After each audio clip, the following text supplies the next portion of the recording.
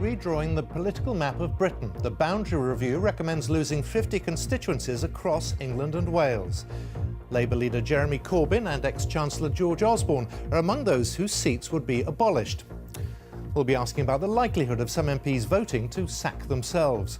Also this lunchtime, more than 30 years on, calls for a public inquiry into the clashes between police and striking miners at Orgreave. Arriving at a disciplinary hearing, Pauline Kafeki, the nurse who survived Ebola, faces claims she concealed her high temperature from officials. The start of the American football season is marked by protests against racism by a number of top players. Another golden day for Britain's Paralympians in Rio, with swimmer Ellie Simmonds winning the 5th gold of her career. Yes, I'll be here in Rio, where there are also 2 more gold medals in the pool for Sasha Kindred and Susie Rogers. The weather in the UK is also making the headlines. Downpours for some, sizzling September sunshine for others. The last time we had temperatures like this in the UK in September, there was a different monarch on the throne. Much more later in the programme. Here, concern a potentially fatal illness is making a comeback. Mums are urged to get vaccinated, and Southern Rail bosses will meet the government for talks as it promises some services will return to normal.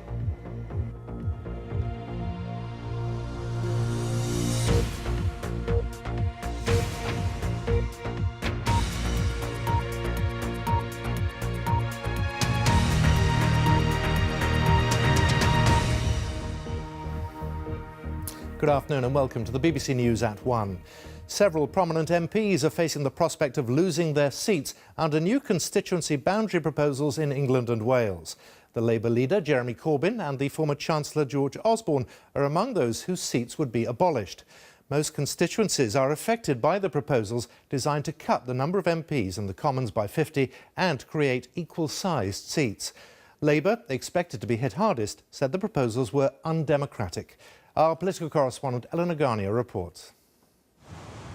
Up and down the country, right across the UK, the map of British politics is being carved up as the government cuts the number of MPs and tries to ensure each constituency contains a similar number of voters.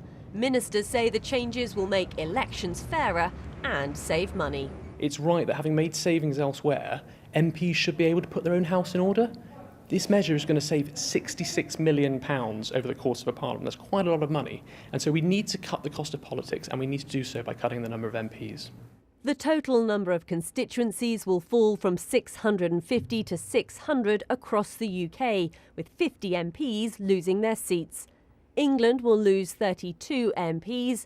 In Wales, 11 could be scrapped. In Northern Ireland, they'll lose 1 MP. And plans for Scotland, where 6 MPs are to go, will be revealed in October.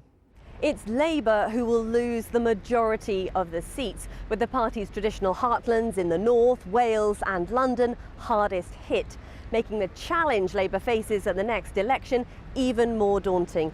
The party says the proposals are undemocratic, unacceptable and in the best interests of the Tories. In North London, the Labour leader's constituency faces being merged with a neighbouring seat. He claims the figures being used are wrong. There are 2 million more people who won't be included in those calculations. And so our challenge to the Boundary Commission is, you're working on the wrong figures. You cannot deliver a fair and democratic result on the basis of information that is a year out of date. Osborne, George. Other prominent MPs are also being affected. The former Chancellor's Tatton seat in Cheshire could be split 5 ways. In Sheffield Hallam, Nick Clegg's seat is facing major changes, as is Brighton Pavilion, leaving the only Green MP, Caroline Lucas, with a challenge to hold on to her seat. But all these plans are subject to change. There are 3 stages of public consultation to get through before we report to Parliament in September 2018. And we want people to have a look. We want people to criticise, to support, if necessary, our proposals. We really want to see evidence from local communities about how best to reflect the patterns of representation on the ground. MPs will have to agree to the changes, some in effect being asked to sack themselves. The proposal might be to shrink the House of Commons, but there are big questions on whether the plans will ever go ahead. Eleanor Garnier, BBC News, Westminster. Well, our assistant political editor, Norman Smith, is in Westminster, and that's the point. We're talking about MPs voting to sack themselves, as Eleanor said. Well, let me put it this way, Simon. Here we have a boo-ful day in Westminster, as old Bernard Matthews might have said, but MPs do not want to be those turkeys voting for Christmas. And it's not just those 50 MPs who risk losing their seats. The Labour Party are up in arms because they regard these changes as a fix. It sort of makes winning the next election even harder because they're going to lose around 20, 30 seats. And amongst Labour MPs, those moderate Labour MPs are even more against the changes because they fear it might encourage local parties dominated by Jeremy Corbyn's supporters to cull them, to oust them, to have a purge of the moderates. And even more broadly than that, many MPs say, hang on a sec, you're cutting the number of MPs, but you're appointing more and more unelected members of the House of Lords. So it is quite possible that these proposals could be vetoed.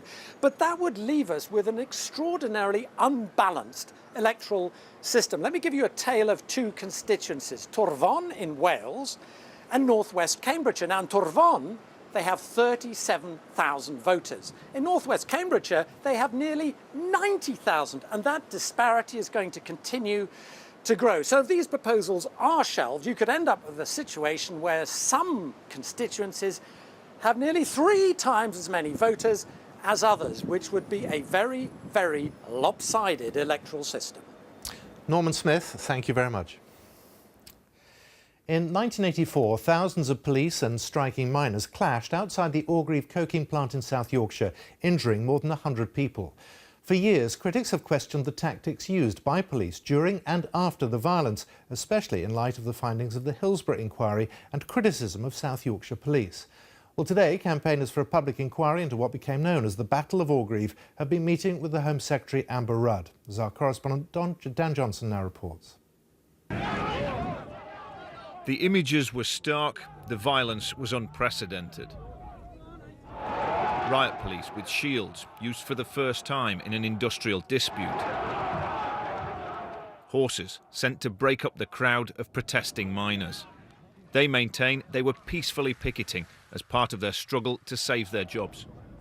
The police say they were under a barrage of missiles and had to take action. That's the heart of a disagreement now 32 years old and today taken to Westminster by miners who carry a nagging sense that they were unfairly treated. Well, I think that they had orders to take, well, I'm saying take no prisoners, they obviously did, but to be a lot rougher with us than they had in the past. And I think this came from Whitehall. Miners were arrested and charged with rioting, but the case has collapsed over questions about the way police gathered evidence. Former officers have described to the BBC how they were told what to put in their statements. I recall this policeman in plain clothes, and he was reading from some paper, a paragraph or so, and he asked the people to use that as their starting paragraph. And there's other evidence too, raising more questions. These previously secret cabinet documents show that the Prime Minister, Margaret Thatcher, took a keen interest in the progress of prosecutions. She discussed with the Home Secretary ways of speeding up convictions and making sure that any successful cases were publicised. That sort of high-level involvement has added further voices to the calls for truth and justice. The policing action was, many would say, wholly disproportionate and wholly wrong in the way it was done.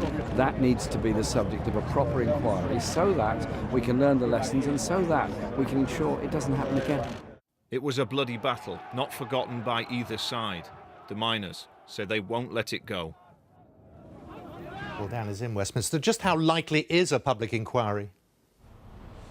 Well, the campaigners feel they are moving closer to convincing the government to announce some form of investigation, maybe not a public inquiry, maybe something like the Hillsborough Independent Panel, where documents would be reviewed and released to give them the truth as they see it. Now, that's not something many of the police officers who were there that day feel is necessary. They say the miners gave as good as they got. It was 6 of one, half a dozen of the other, and should be laid to rest. But Theresa May, when she was Home Secretary, didn't shy away from making the police look again at their behaviour in the past. And it's up to Amber Rudd, the new Home Secretary, to decide what happens next. It doesn't look like we'll get that level of detail from this afternoon's meeting, but perhaps she'll lay out for the campaigners a timeline as to what is likely to happen next. There are still complications, though, because of investigations going on into Hillsborough. The fact that the same police force is involved in both incidents makes it legally difficult for two operations, two investigations to run at the same time. Dan Johnson, thank you very much. A US and Russia brokered ceasefire, said by Washington to be perhaps the last chance to save Syria, seems to be largely holding. The nationwide truce began at sunset yesterday, the start of the Muslim festival of Eid, and there are reports of just a few incidents of violence in different parts of the country. 3 Syrian men arrested in northern Germany on suspicion of planning terrorist acts may have links to last November's Paris attacks, according to German prosecutors. The men were arrested in a series of pre-dawn raids on a number of houses, including 3 refugee centres. Police say they seized extensive material. Investigators think the men had volunteered to travel to Europe and wait for orders to carry out attacks. A nurse who contracted the Ebola virus has appeared at a misconduct hearing over claims she hid the symptoms of the disease on her return from West Africa. Pauline Kafeki caught the disease when she worked treating sufferers in Sierra Leone. Let's go to our Scotland correspondent, Lorna Gordon. Lorna. Yes, Simon. Pauline Kafeki was at the hearing this morning to hear an agreed statement of facts read out. They're all to do with misconduct charges that arise from the screening process at Heathrow Airport when Pauline Kafeki and a number of other NHS staff returned from volunteering in Sierra Leone in November and December of 2014. It was a screening process that we were told was not properly prepared for so many people. It was described in the hearing here this morning as busy, disorganised, as chaotic. We heard that a doctor suggested that members of Pauline Kafeki's group took each other's temperature when they were in the screening area. Pauline Kafeki's temperature was found to be elevated above 38 degrees. In such a situation, it might have indicated that she was in the early stages of Ebola and might have suggested that she shouldn't travel onwards to Glasgow. But instead of recording that elevated temperature, a member of her group recorded it as 37.2. Now, Pauline Kafeki says when the full facts of the case here are heard, she will be vindicated. Both sides in this hearing have said that the charges of dishonesty should be dropped. The hearing here continues. Lorna Gordon, thank you. The start of the American football season has been marked by protests from a number of players against the recent shootings of unarmed black men by white police officers. Last night, some players knelt during the playing of the national anthem rather than stand, while others stood with raised fists. But the protests have divided fans, as our correspondent James Cook reports now from San Francisco. On the American football field, sport and politics are colliding. From quarterback Colin Kaepernick and teammate Eric Reid, small gestures, rich with meaning. And their protest is growing, with even rivals signalling their solidarity. But what is the message? The message is that we have a lot of issues in this country that we need to deal with. We have a lot of people that are oppressed. We have a lot of people that aren't treated equally, aren't given equal opportunities. Police brutality is a huge thing that needs to be addressed. But in a sport that can seem like a religion at times, what do fans make of such an unorthodox protest? Being a black American, I understand where he's coming from, and I appreciate what he's trying to do. And as soon as I'm finished, barbecuing, I'm running in and getting a Kaepernick jersey. I think he needs to stand up for the national anthem. He's talking about all the Black Lives Matter and all that kind of stuff, and I don't believe in that. I believe in, standing up for the country and standing up for the national anthem. I don't agree with his decision not to stand for the national anthem, but I believe in the cause. And so I'm wearing this believing and supporting the cause and what he's standing up for. So the fans are divided, and even the president is getting involved. My understanding, at least, is that he's exercising his constitutional right to make a statement. I think there's a long history of sports figures doing so. Not least at the 1968 Olympics, when American sprinters Tommy Smith and John Carlos stunned the world with this gesture.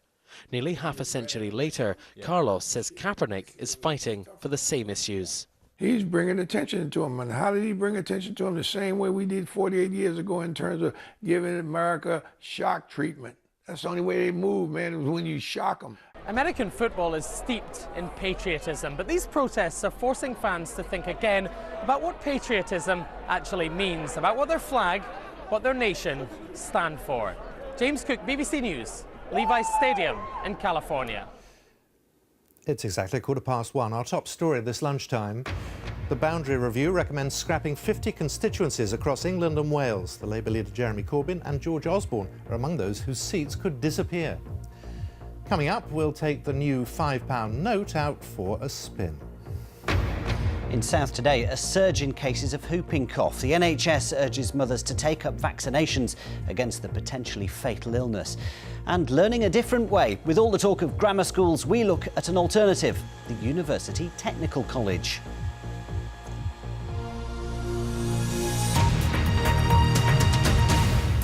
The medals keep coming for Para-GB in Rio. The team added 7 golds to their tally, bringing the total to 63 and maintaining their second position in the medal table. Well, 3 of the golds came in just 38 minutes, all of them in the pool. The swimmer Ellie Simmonds won the 5th gold medal of her career by retaining her 200 metres individual medley title. Sasha Kindred and Susie Rogers also won gold. Let's go to our sports correspondent Andy Swiss, who's in Rio. Andy. Yes, Simon, welcome back to Rio, where the medals just keep on rolling in for the British team. And as you say, it was some night in the pool. 3 gold medals in the space of barely half an hour. And for Ellie Simmonds, another Paralympic title to add to her collection, as Alex Gulrajani now reports. The Golden Girl of Great Britain has been at it again. Ellie Simmonds, as usual, lived up to her billing.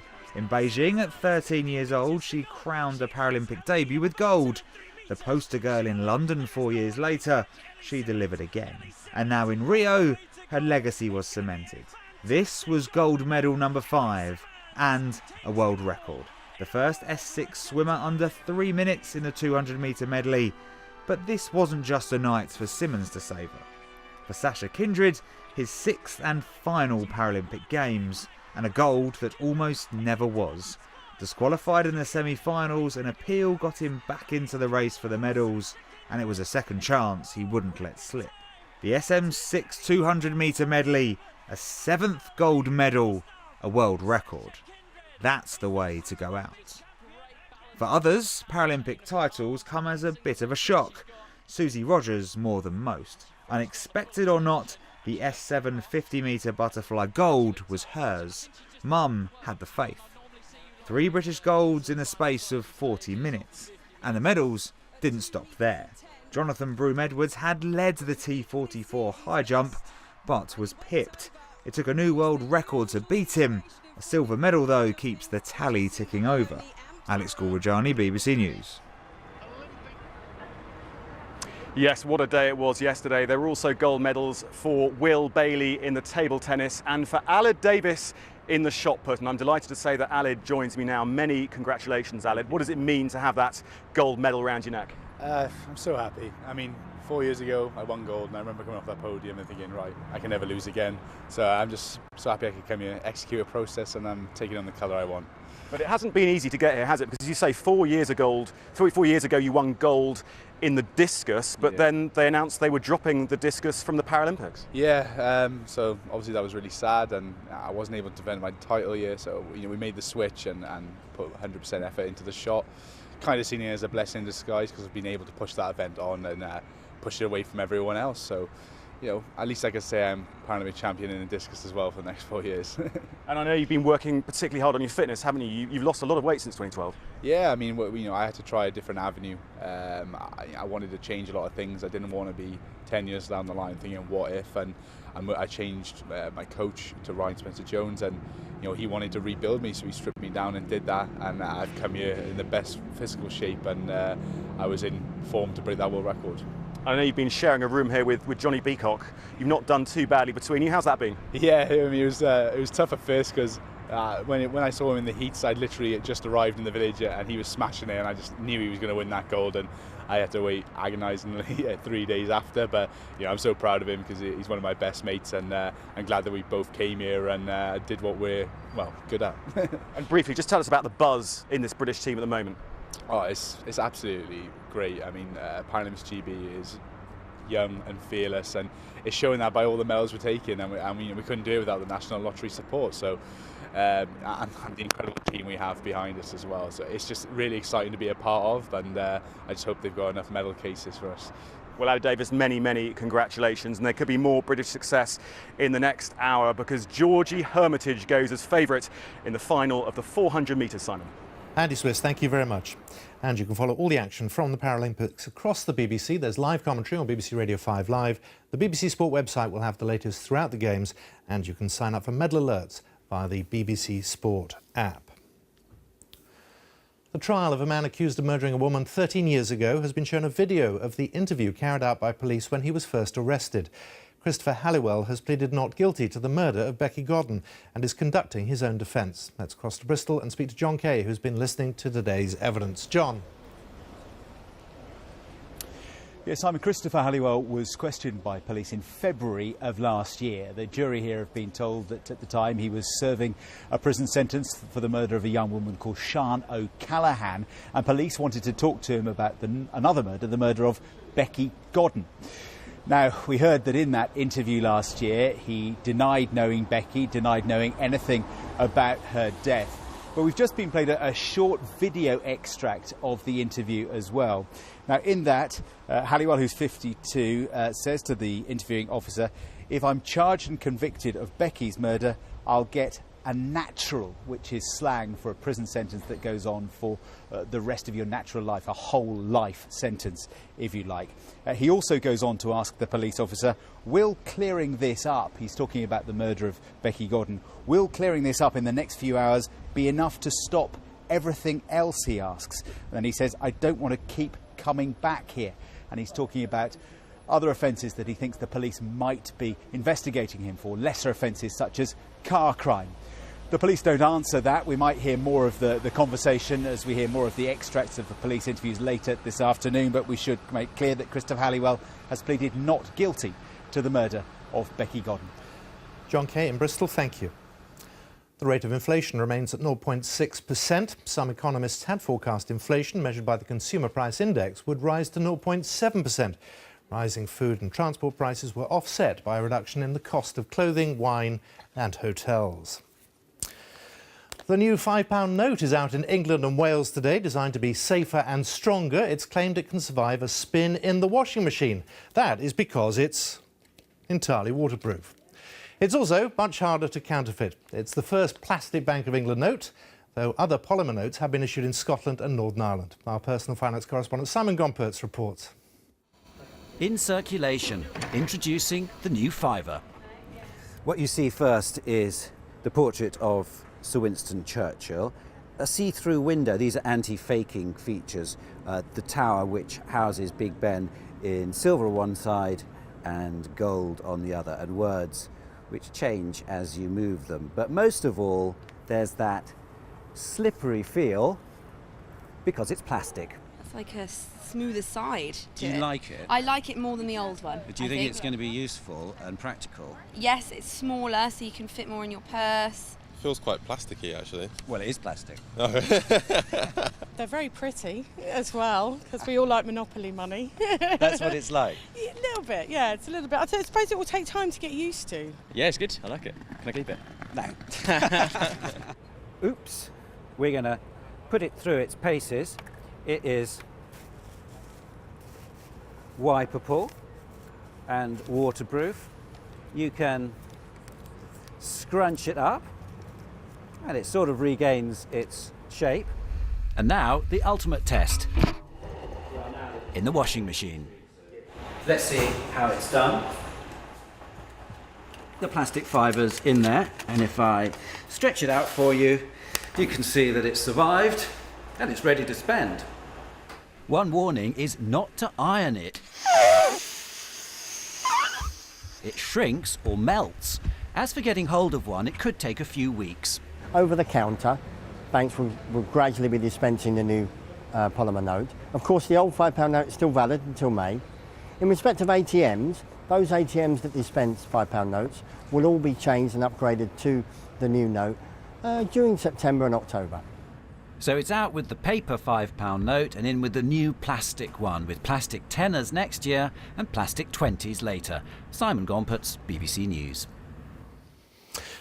From Willy Wonka to Matilda and the Big Friendly Giant, the characters created by Roald Dahl have enchanted generations of children and, of course, adults. Across the UK, children have been dressing up as their favourite characters to mark the 100th anniversary of his birth. And nowhere are the celebrations bigger than in Cardiff, where he grew up, as Sian Lloyd now reports. I is not understanding human beings at all, the BFG said. Mr. Willy Wonka can make marshmallows that taste of violet. Stories that are loved by millions of children, including pupils at Roald Dahl's former school in Cardiff, reading to celebrate the centenary of his birth, and his work is more popular than ever. Have you got a favourite story? The BFG. It has his granddaughter in it and it uses her imagination. Charlie and the Chocolate Factory. Why do you like that one so much? Because I like chocolate. This was the family home, designed by his father. Little has changed here since Roald Dahl was born in the front bedroom exactly 100 years ago today. His earliest recollections were formed here, and some played a part in the magical stories that he later went on to write. What amazes me, Sophie said, is how you ever learned to write in the first place. Ah, said the BFG. I was wondering how long it is before you was asking me that. He kept very strict hours, which started with breakfast in bed, then into his writing hut, bang on 10:30ish. He'd be there till 1 o'clock, come straight down, have a gin and tonic, shrimps and lettuce, a very Norwegian lunch, and he would probably put a few pennies on the horses. And then he would rest, and then he'd get up at 3:30, back up to the writing hut, and then he'd come down again about 6:30. And that was routine every single day. Illustrator Quentin Blake worked alongside Dahl. His drawings have become as well known as the characters themselves. He used to say you can talk to children about anything as long as it's got humour in it. And I think the drawings are a way of saying you're not to take this too seriously. And Roald Dahl's sense of mischief and fun often focused on chocolate. Who wants to know that when the kings of England were born and died? It's when the chocolate was invented. It really is. Kit Kats, 1935, all that sort of thing. What is this? Yeah, 1936. Be outrageous. Roald Dahl's storytelling continues to inspire children. Today, thousands are dressing up as their favourite characters to celebrate what would have been his 100th birthday. Sian Lloyd, BBC News, Cardiff. Now, many parts of the UK are basking in some unseasonably high temperatures today. Parts of southern and eastern England have hit record temperatures for the time of year. But typically for the UK, people in the west and north have had to get out their umbrellas. Well, let's speak to Daniel Bircher, who's at Kew Gardens. Daniel. Simon, a glorious afternoon here at Kew. More people turning out to enjoy this weather. The last time we saw temperatures above 30 degrees Celsius in September was a decade ago. Those temperatures measured right here at Kew, and today in places it's been hotter than that. Summer goes out in a blaze of glory. Visitors to the gardens here soaking up the sun. Parts of Britain are as warm as Bangkok, temperatures nudging above 30 Celsius, unusual for September. 75, 80, 86 and the temperature still rising. So it's rare, but do we need to reach for the record books? Sweltering thousands in London search for a place where it's a degree cooler. In fact, you have to go back to 1906 for the highest September temperature, 35.6 degrees. That's not likely to be beaten today. The warmest weather will be in southern, central and eastern England. Further west, thunderstorms will be keeping temperatures down. And in places, including Cardiff, rain has been sweeping in.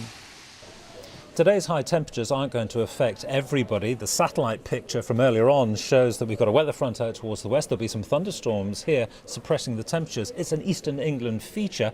We're picking up that heat, which is very unusual for this time in September, because we have a southerly breeze which is transporting heat out of Western Europe, where it's been above average with regard to temperatures for a couple of weeks now.